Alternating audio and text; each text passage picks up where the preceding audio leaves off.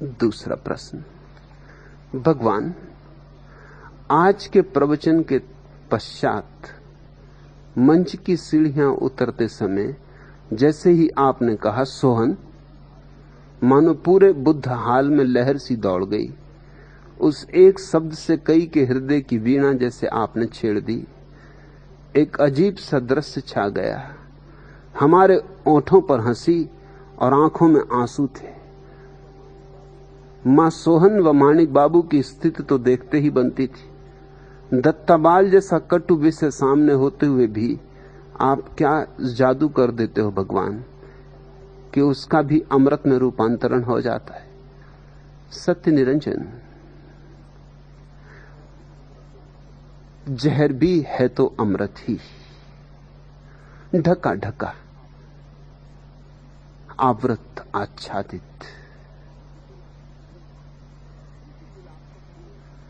जैसे गुलाब का फूल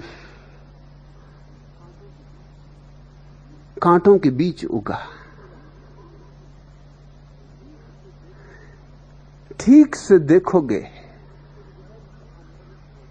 तो जहर भी अमृत हो जाता है। सारी बात देखने की कला की है, सारी बात नजर की है, सारा राज नजर का है। कहीं कुछ कटु नहीं और सभी कुछ को प्रीतिकर कर लेना है, मीठा कर लेना है।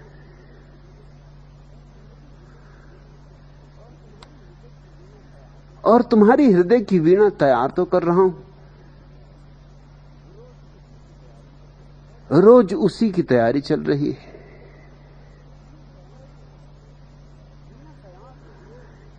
वीणा तैयार हो तो कोई भी बहाना उसे छेड़ दे सकता है।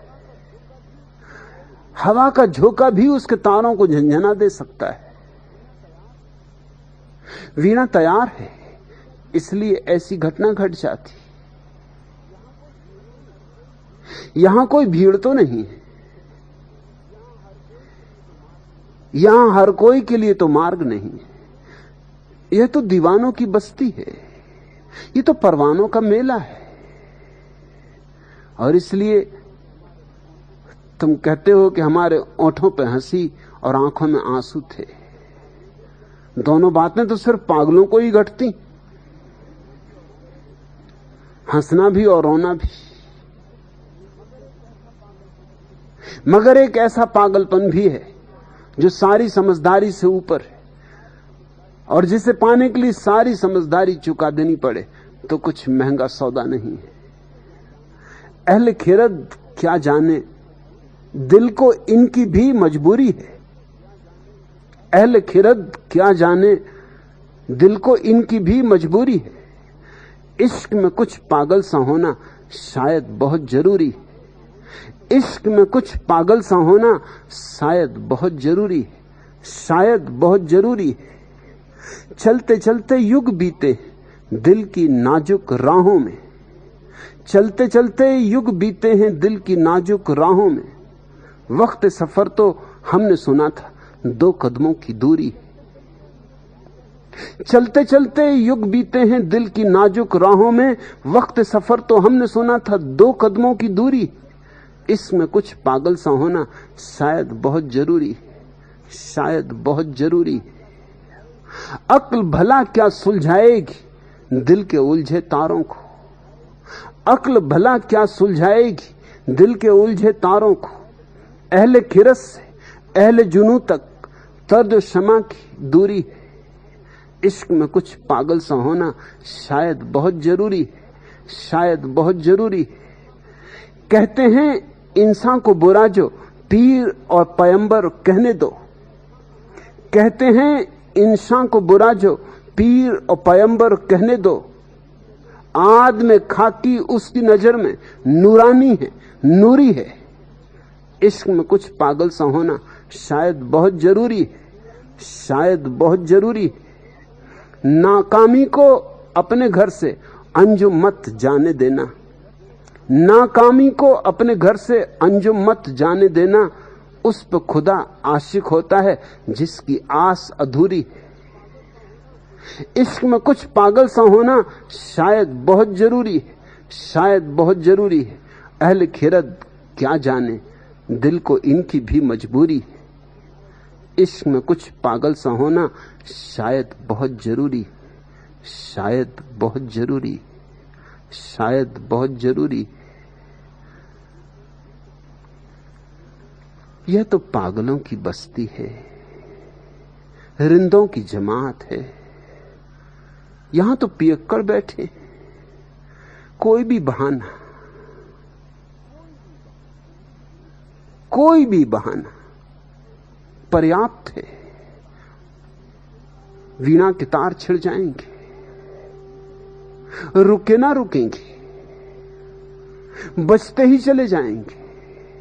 रोकना भी चाहोगे तो ना रुकेंगे। आंसू भी बहेंगे, ओंठों पे हंसी भी होगी। और जब ये दोनों साथ होते तो जादू घटता है। वह जादू मेरा नहीं, वह जादू तुम्हारा है। तुमने तैयारी की है मेरे साथ पागल होने की, इसलिए घट रहा है।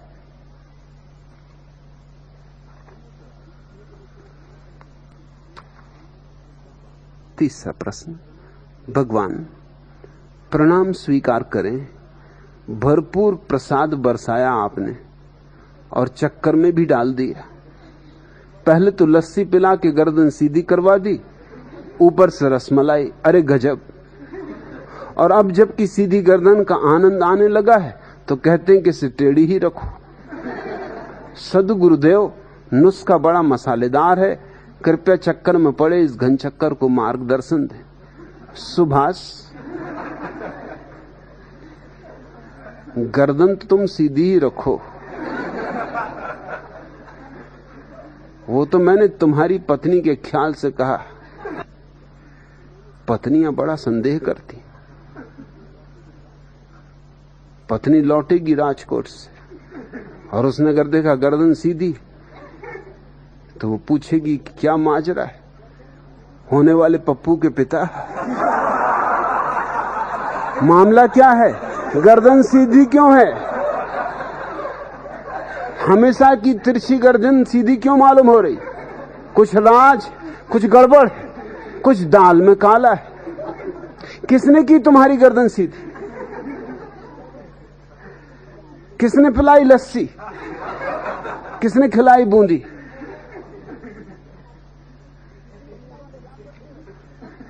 तुम यहां क्या करते रहे?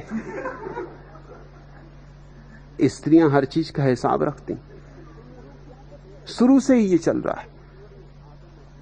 कहते हैं जब ईश्वर ने आदम और हव्वा को बनाया तो वो दोनों ही थे ईदन के बगीचे में, उनके अलावा कोई भी ना था। फिर भी जरा भी देर हो जाती आदम को आने में तो हव्वा एकदम वही करती जो अभी भी हव्वाएं करती कि कहां थे, इतनी देर क्यों लगी? आदम लाख समझाता है कि भाई तेरे सिवाय तो यहां कोई है ही नहीं। तेरा धीरे धीरे चल के चला आ रहा था, इसमें इतनी क्या बेचैनी की बात है? मगर कहानी ये कहती कि जब रात आदम सो जाता तो हव्वा उसकी पसलियां गिनती, क्योंकि ईश्वर ने हव्वा को आदम की एक पसली से बनाया था। तो पसलियां गिन लेती कि पूरी हैं या नहीं, कहीं और स्त्री तो नहीं बना दी ईश्वर ने, एक आध पसली निकाल के और बना दी हो।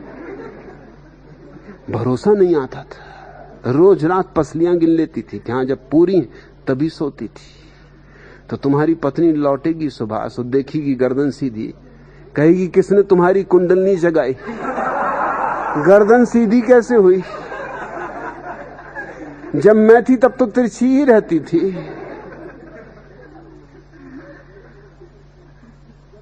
जरूर तुम गुलछर्रे उड़ा रहे थे, इसलिए मैंने कहा कि गर्दन यूं तो सीधी ही रखो। अब हो ही गई सीधी तो अच्छा हुआ, मगर जब पत्नी आए, जैसी खबर मिले कि आ रही हूं गर्दन टेढ़ी कर लेना। वही उदास चेहरा जो कि हर पति को बनाए रखना पड़ता है, वही गंभीर उदासी। क्योंकि पत्नी अगर देख ले कि प्रसन्न हो तो उसका मतलब है कि मामला कुछ गड़बड़। प्रसन्न क्यों हो? प्रसन्न हो मतलब जिंदगी में कोई और स्त्री कहीं से आ रही। और आदमी प्रसन्न तभी होता जब नई नई स्त्री आती, फिर तो कभी प्रसन्न होता नहीं। तो स्त्रियों को गणित पता है।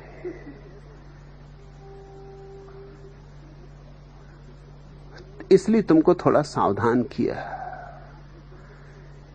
कि ये अभ्यास एकदम मत छोड़ देना। ऐसा थोड़ा थोड़ा अभ्यास करते रहे। सुबह बैठ गए, पत्नी की याद की, गर्दन तिरछी कर ली, उदास होकर बैठ गए आईने के सामने। बस थोड़ा सा अभ्यास जारी रखना, तो जब आए तो काम पड़े। नहीं तो एकदम सीधी गर्दन किए खड़े रहे तो वो तिरछी कर देगी, सदा के लिए तिरछी कर देगी। फिर ना लस्सी काम आएगी, ना बूंदी काम आएगी, ना रसमलाई, कुछ भी नहीं।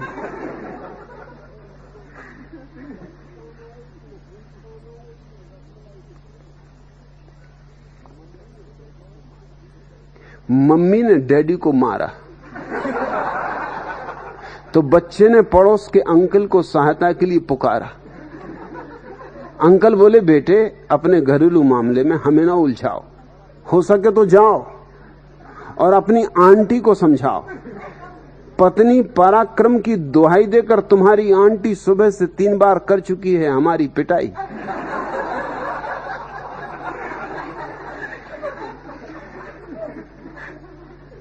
टिल्लू गुरु अपने बाप चंदूलाल से पूछ रहे थे, पापा आप अंधेरे से डरते? चंदूलाल ने कहा कि नहीं बेटा, कभी नहीं। अरे क्यों डरूंगा अंधेरे से? तूने क्या मुझे कायर समझा? टिल्लू गुरु ने कहा, बादल, बिजली और शेर से डरते? चंदूलाल ने कहा, अरे किसी से नहीं डरता। गरजता रहे बादल, दहाड़ता रहे शेर, चमकती रहे बिजली। टिल्लू गुरु ने कहा, बिल्कुल नहीं डरते। चंदूलाल ने कहा, बिल्कुल नहीं डरता।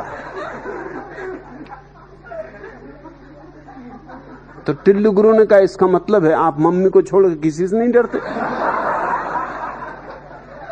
मम्मी से तो डरना ही पड़ता है।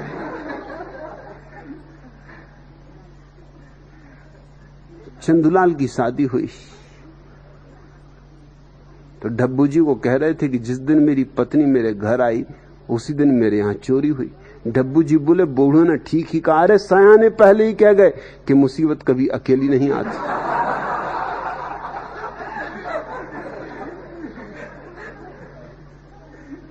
चंदूलाल और उनकी पत्नी में भयंकर लड़ाई हुई और पत्नी ने पति की खूब पिटाई की और कहा, मैं जा रही हूं मायके, जाते ही तलाक के लिए मुकदमा करूंगी। चंदूलाल बोले, जा जा, ऐसी मीठी मीठी बातें न कर। मीठी मीठी बात मुझे रिझाने की नाहक कोशिश न कर। जब देखो तब वायदे, वायदे ही वायदे, कोई वायदा पूरा नहीं होता।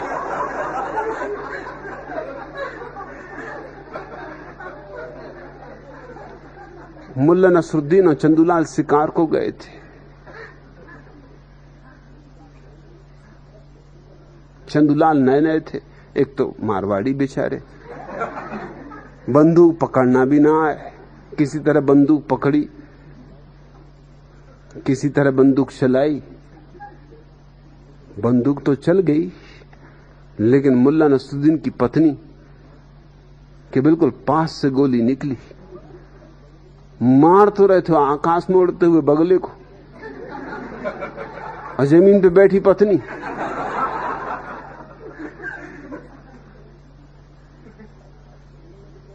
नसरुद्दीन तो बहुत नाराज हुआ। उसने कहा, अबे चंदूलाल के बच्चे, तुझे बंदूक अधिक सावधानी से चलानी चाहिए, तेरी गोली मेरी पत्नी को लगते लगते बच गई। चंदूलाल ने कहा कि बड़े मियां, नाराज होने की कोई बात नहीं, ये बंदूक लो, आप मेरी पत्नी पर 2 बार गोली चलाओ, बस मेरा नाम भर मत बताना। मैंने कुछ भी नहीं कहा है, मैं इस बात में ही नहीं हूं, मैं इसके बिल्कुल बाहर हूं।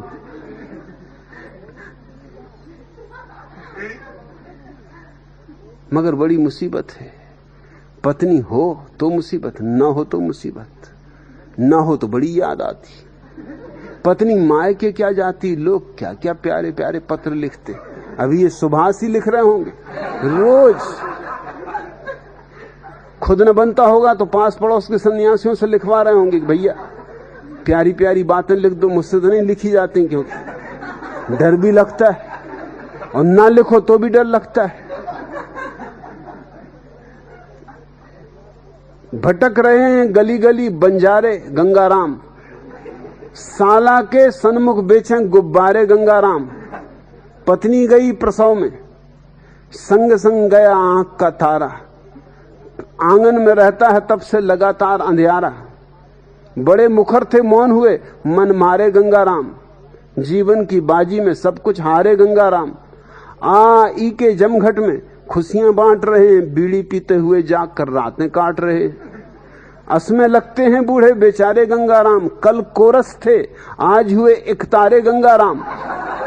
पत्नी चली जाए तो कोरस इकतारा हो जाता, और पत्नी आए तो कोरस कहां, बाजार का हुम धड़क का हंगामा मच जाता है। कोरस हर हालत में खो जाता है। साथ रहना मुश्किल, दूर रहना मुश्किल। आदमी की मुसीबत तो देखो, परमात्मा ने भी कैसा आदमी को उलझाया। इसको कहते लीला। तुमको तो मैं सिर्फ सावधान कर रहा था कि लीला से सावधान रहना। अब तुम कह रहे सदगुरुदेव आपने बड़ा मसालेदार नुस्खा बताया, कृपया चक्कर में पड़े इस घन चक्कर को मार्गदर्शन दे। अभी तो तुम्हें सिर्फ रसमलाई का नुस्खा बताया है।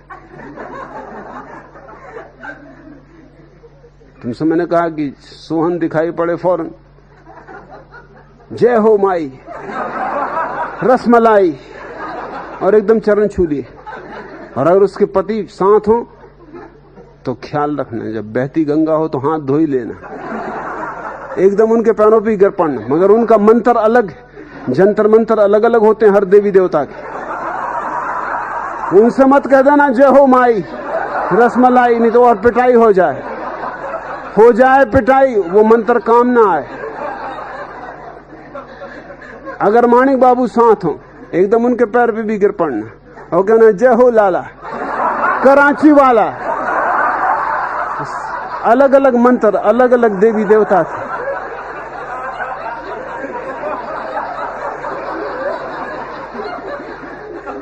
अभी तो तुमको आधा मंत्र बताया। जब बहुत रसमलाई तुम में हो जाए और जी घबराने लगे, बेचैनी बढ़ने लगे, जैसे देखा नहीं दत्तावाल को डायबिटीज हो गई बेचारों को, और बेचैनी होती। इसलिए जब रसमलाई बहुत हो जाएगी तो डायबिटीज होगी, फिर बेचैनी होगी। तो फिर माणिक बाबू तुमको समोसे, पकोड़े, बड़े पुरुष जाति चीजें खिलाएंगे।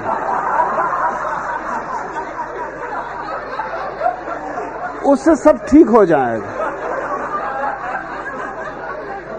तुम घबराओ मत। अगर चक्कर में डालूंगा तो चक्कर से निकलने का नुस्खा भी बताऊंगा।